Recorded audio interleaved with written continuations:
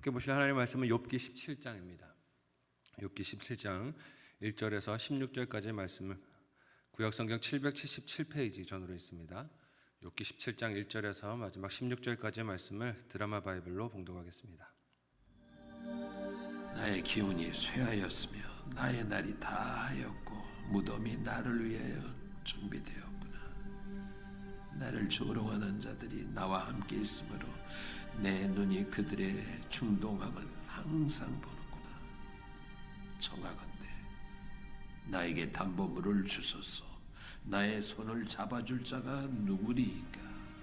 주께서 그들의 마음을 가려 깨닫지 못하게 하셨사오니 그들을 높이지 마소서. 보상을 얻으려고 친구를 비난하는 자는 그의 자손들의 눈이 멀게 되리라. 하나님이 나를 백성의 속담거리가 되게 하시니 그들이 내 얼굴에 침을 뱉는구나. 내 눈은 근심 때문에 어두워지고 나의 온 지체는 그림자 같구나.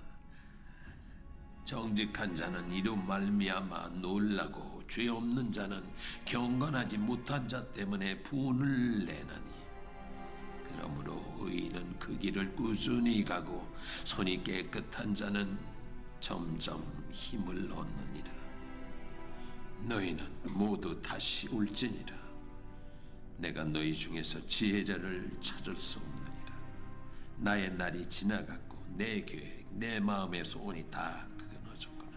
그들은 밤으로 낮을 삼고 빛 앞에서 어둠이 가깝다 하는구나.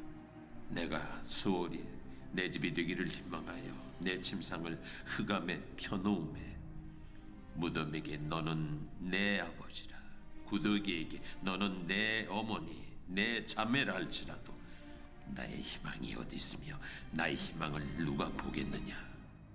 우리가 흙 속에서 쉴 때에는 희망이 소울의 문으로 내려갈 뿐이니라. 아멘. 함께 읽은 본문의 말씀을 가지고 죽음 너머로 보는 소망이란 제목으로 말씀 나누고 기도하도록 하겠습니다. 어제 본문에서 욥은 하나님이 중재자 되어 주셔야 함을, 자신이 하나님의 중재가 필요함을 간절하게 호소하고 간청했습니다. 사람으로는 얻을 수 있는 위로와 도움이 없음을 절감하고 있었기 때문에 그렇습니다. 욥의 친구들과 논쟁하는 자리, 특히 그 친구들이 긴 권면과 충고하는 것은 욥에게 도움과 위로가 되기보다는 재난이었다라고 욥이 그렇게 탄식했습니다. 더욱 큰 상처와 괴로움이 되었다는 것이죠.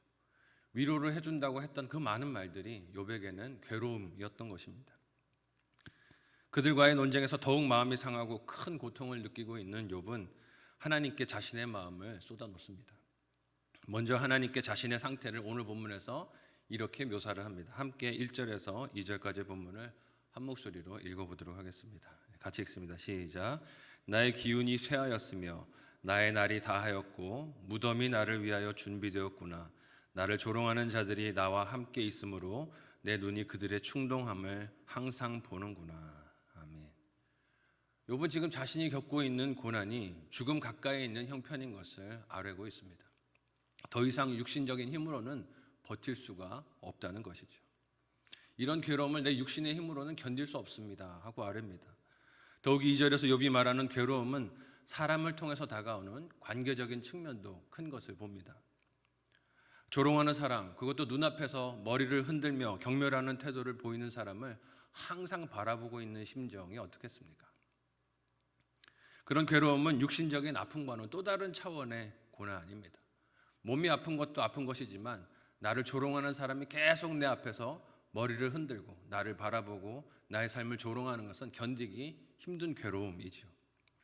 어떤 말을 해도 그 말이 틀렸다는 것을 책잡기 위해서, 비난하기 위해서 곁을 떠나지 않고 있는 사람은 그 존재 자체만으로도 삶을 괴롭게 하는 가시와도 같을 것입니다. 이에 욥은 하나님 앞에서 계속 탄원하면서 오늘 본문에서 담보물을 내게 주옵소서, 그래서 나의 증인이 되어 주옵소서라고 간청을 합니다. 그러니까 3절에서 5절까지의 말씀을 한 목소리로 읽어보도록 하겠습니다. 같이 읽습니다. 시작. 청하건대 나에게 담보물을 주소서. 나의 손을 잡아줄 자가 누구리이까? 주께서 그들의 마음을 가리어 깨닫지 못하게 하셨사오니 그들을 높이지 마소서. 보상을 얻으려고 친구를 비난하는 자는 그의 자손들의 눈이 멀게 되리라. 아멘. 욥은 자신의 눈앞에서 그렇게 충동하며 조롱하는 자들에게 직접적인 비판의 말은 하지 않습니다. 그들을 직접적으로 비난하거나 힐난하지 않아요. 어제 본문에서 살핀 바와 같이 진실한 중재자이자 또한 중보자가 되실 수 있는 하나님에게만 자신의 억울한 마음을 쏟아놓습니다. 욥이 하나님께 청하는 것이 무엇입니까? 하나님께서 담보물을 저에게 좀 주십시오라고 간청합니다. 여러분, 담보물이 무엇입니까? 사람이 빚을 졌거나 혹은 맺은 약속이 있을 때 이것을 이 사람이 반드시 갚을 것입니다. 이 사람이 반드시 그것을 갚을 것입니다 하는 것을 보증하기 위해 제공하는 물건 혹은 재산입니다. 욥은 친구들이 자신의 진실함과 결백함을 믿지 않고 지속적으로 곁에서 회개해라, 네가 그래야 그 문제에서 벗어난다라고 참소를 하니 그 생각이 틀린 것을 하나님이 좀 나타내 달라는 것입니다. 이런 욥의 간청은 자신의 말로 결백함을, 사람이 다 입증할 수 없는 한계를 절감한 마음의 탄식이기도 하고, 하나님의 구원 역사에서 희생의 제물이 되시고 또한 구원의 주가 되신 그리스도가 필요한 인생의 모습을 보여주는 장면이라고도 할 수 있습니다. 또한 욥은 그 친구들이 자신을 계속해서 추궁하면서 진실이 아닌 말로 질책하는 것이 하나님께서 그들의 마음을 가려 깨닫지 못하게 하신 것으로 봅니다. 하나님께서 그들 마음을 가리시니 저들이 자꾸 저렇게 진실이 아닌 것으로 제 마음을 참수하고 힘들게 하고 있지 않습니까? 라고 탄식하는 것이죠. 또한 진리의 귀를 기울이며 순종하여 친구를 권고하는 것이 아니라 보상을 바라면서 친구를 비난하는 그들이 틀린 것을 하나님 앞에서 드러나게 해달라고 간청합니다. 그들이 지금 욥을 향해서 회개하라고 외치고 또 여러 가지 말들로 질책하는 것은 사실 욥을 위한 것이 아니라 보상을 원하고 그렇게 말하고 있는 현실이라는 것이죠. 이런 욥의 슬픔과 애통한 마음은 시편들 중에서도 하나님 앞에 자신의 괴로움을 탄식했던 시인들의 노래들을 돌아보게 합니다. 우리 시편 44편 14절과 69편 11절에서 12절까지의 말씀을 우리 같이 한 목소리로 읽어보겠습니다. 같이 읽습니다. 시작. 주께서 우리를 뭇 백성 중에 이야기거리가 되게 하시며 민족 중에서 머리 흔들림을 당하게 하셨나이다. 내가 굵은 배로 내 옷을 삼았더니 내가 그들의 말거리가 되었나이다. 성문에 앉은 자가 나를 비난하며 독주에 취한 무리가 나를 두고 노래하나이다. 아멘.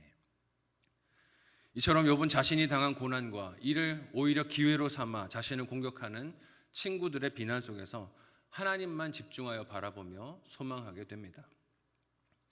여러분, 고난 자체가 그것으로 무슨 좋은 것, 선한 것이 될 수 있겠습니까? 고난은 어느 인생에게나 힘들고 괴로운 것입니다. 그 괴로움과 아픔만 생각한다면 우리는 욥이 당한 일들 중에 하나라도 나에게 닥칠까 봐 두려움에 벌벌 떨면서 살 수밖에 없을 것입니다. 그러나 그 고난을 통하여 욥의 시선이 어디를 향하고 있습니까? 하나님을 향하여 집중하게 되어집니다. 이 모든 말로 다 형용할 수 없는 괴로움에서 유일한 소망이 되시는 하나님을 향하여 그의 시선이, 마음이, 귀가 집중되는 것을 우리가 보고 있습니다. 이것이 고난과 고통에도 불구하고 성도가 그 가운데서 누릴 수 있는 진정한 복이 되시는 줄 믿으시기를 바랍니다.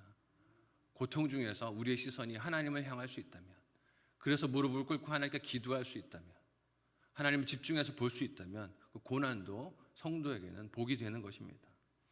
욥은 자신의 유일한 변호자이자 중재자가 되실 수 있는 하나님께 자신의 시선을 향하며 지금 그가 겪고 있는 아픔을, 특별히 친구들로부터 당하고 있는 참담한 심정을 이렇게 호소합니다. 함께 오늘 본문 6절에서 10절까지의 말씀을 한 목소리로 읽어보겠습니다. 같이 읽습니다. 시작. 하나님이 나를 백성의 속담거리가 되게 하시니 그들이 내 얼굴에 침을 뱉는구나. 내 눈은 근심 때문에 어두워지고 나의 온 지체는 그림자 같구나. 정직한 자는 이로 말미암아 놀라고 죄 없는 자는 경건하지 못한 자 때문에 분을 내나니 그러므로 의인은 그 길을 꾸준히 가고 손이 깨끗한 자는 점점 힘을 얻느니라.